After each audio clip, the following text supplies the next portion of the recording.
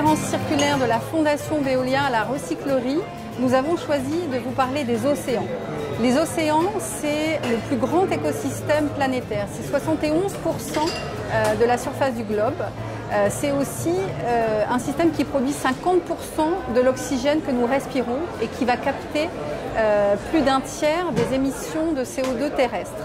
Il faut aussi savoir que 80% des déchets qu'on trouve dans les océans viennent de la Terre et que ces déchets sont en grande partie, à plus de 2 tiers, composés de plastique. On voit bien qu'il faut donc préserver cet écosystème et l'économie circulaire, ça va être une des solutions pour préserver les ressources, mais aussi préserver l'océan. Et pour vous en parler ce soir, nous avons réuni des experts du sujet, dont l'Institut de l'économie circulaire ou encore la start-up YoYo.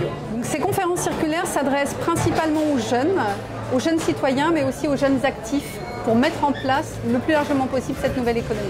Pour vous parler un peu de Climate, c'est un réseau de jeunes international mobilisé sur la question du climat. Climate attache une grande importance aux océans, qui ont longtemps été sous-estimés, qui sont un véritable vecteur de régulation du climat mondial. On a pu mettre en évidence aujourd'hui, dans cette conférence des dossiers, que les pollutions issues de l'activité humaine exercent une pression énorme sur les océans du monde et impactent significativement et négativement les écosystèmes marins. Et pour répondre à cette crise, la jeunesse a sa carte à jouer, au moyen notamment de solutions issues de l'économie circulaire. Et Climate s'inscrit tout à fait dans cette dynamique de solutions. C'est pourquoi nous avons tenu à participer à ces conférences avec Veolia. Le reflet de nos consommations. Tout ce qu'on trouve sur les plages et dans la mer, c'est le reflet de nos consommations. Il faut arriver à freiner ce qui arrive à la mer, de la terre à la mer. Pour ça, il faut fermer le robinet, si je puis dire. Et donc, 2 pistes intéressantes. C'est la première, travailler vraiment à l'interface terre-océan, là où tout arrive, c'est vraiment le réceptacle, et de commencer à réaliser du 100% collecte d'eau usée, du 100% assainissement, de façon à renvoyer de l'eau usée traitée, compatible avec le milieu naturel. Et puis deuxième axe important, c'est produire moins, puisque c'est lié à nos modes de consommation et de production, produire moins de déchets, produire mieux pour réduire les intrants, et ceci peut se faire à l'aide du recyclage. Le recyclage du plastique, le recyclage des eaux usées, de façon à aller vers le zéro déchet, vers le zéro rejet.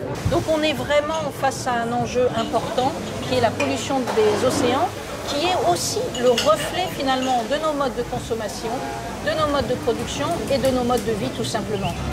En fait, ça fait des années que le taux de recyclage dans les villes stagne. Alors le plastique aujourd'hui, c'est un enjeu majeur parce qu'on en produit de plus en plus, on en consomme de plus en plus et on le recycle pourtant pas de plus en plus. Et ce plastique, quand il n'est pas recyclé, quand il est jeté au mauvais endroit, souvent il finit dans l'océan. Et ça, c'est un fléau parce qu'aujourd'hui, il y a 8 millions de tonnes de déchets plastiques dans les océans et en 2050, il y aura plus de plastique que de poissons dans l'océan. YoYo, c'est une solution pour, en amont, créer de l'attractivité autour du geste de tri et faire que ces plastiques soient recyclés pour qu'ils ne finissent plus dans les océans. Et pour ça, on a décidé de récompenser, d'oser récompenser le geste de tri et de récompenser les citoyens pour les mobiliser autour de ce geste de tri du plastique. Certes, on peut nettoyer, il y a des initiatives qui se sont lancées là-dessus. Le message de l'Institut sur Océan et économie circulaire, c'est que c'est très important de traiter le problème en amont avant que les déchets n'arrivent jusqu'à l'océan.